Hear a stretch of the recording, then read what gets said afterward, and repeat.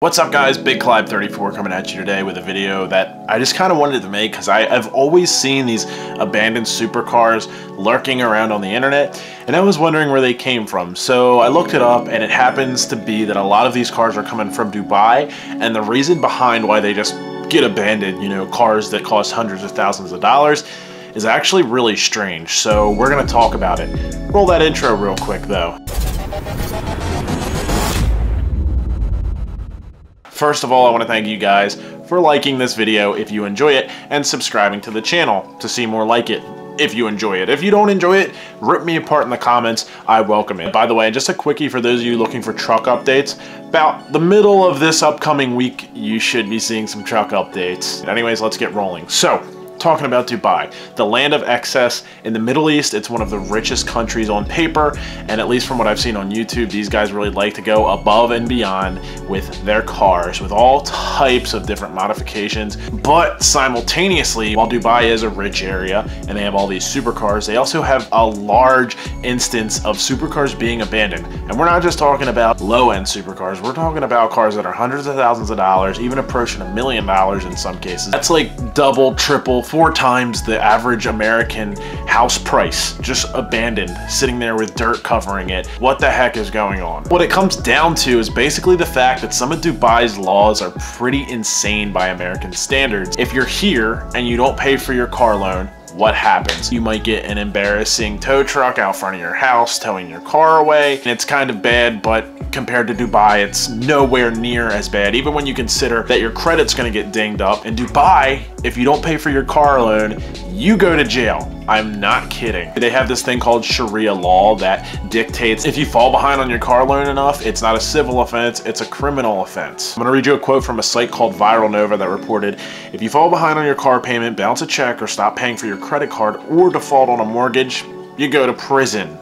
There's no such thing as bankruptcy there. And to compound that, another screwed up thing that I read was up until last year, they didn't even have a credit agency or bureau or whatever we have here. While I agree that sometimes in America, some of the things that they judge your credit by are a little bit funky, just imagine not having any means to do that and being responsible for handing out loans. Because of this, in Dubai, it was incredibly easy to get a loan up until 2017. I assume that because they put this in place, it's a little bit better now, but apparently stuff like this is still happening every day. You can kind of see how maybe that could make a little bit of sense on the surface, because I mean, it would really make people be incredibly responsible for the money that they're borrowing, because you know it as well as I do that there are people here in America who borrow money who have no business trying to borrow that money, even though they can get approved. They're out here stunting, running up credit cards, buying their Gucci, and then they can't even make their rent. But when you dig deeper into it, you understand that going to jail isn't necessarily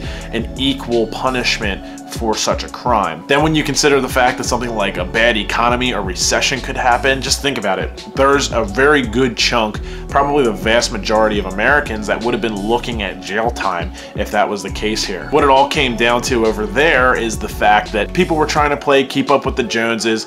Like I said, it's a pretty wealthy area. So if you have a buddy who's very wealthy and you have access to this loan, a lot of people are like, yeah, I'll take it, and you know, I want to look just like him. But then it turns out that they can't pay the loan. So what do? They roll up to the airport, they leave the car there, get on a plane, and never come back. Now this is the part that maybe if you're traveling to Dubai and have a good amount of money, this could come into your favor. I read actually 2 different things in 2 different places. One said that if a car sits there 15 days beyond when it's deemed to be abandoned, it will go to impound and then go to auction. Another place that I read was if after 15 days it goes to impound and then 60 days later it goes to auction. But either way, from what I understand, these cars are then sold for pennies on the dollar. I mean, if you're buying a supercar at auction, you're definitely not going to pay full price anyway, because it's always kind of a risk.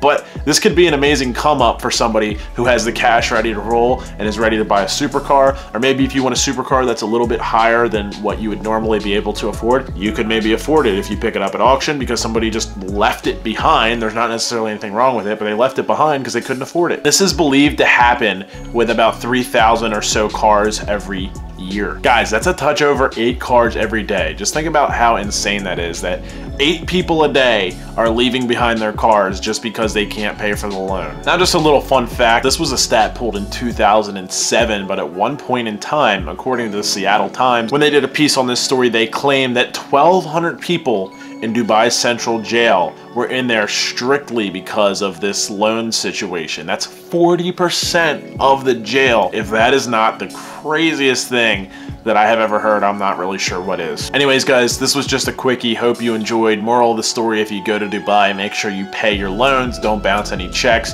and make sure that your credit cards are up to date. Otherwise, you could end up next to somebody who killed somebody in jail. And I don't think that you want to do that, because I certainly wouldn't. Anyways, guys, thanks for the thumbs up. Thanks for the subscriptions. I will talk to you next time.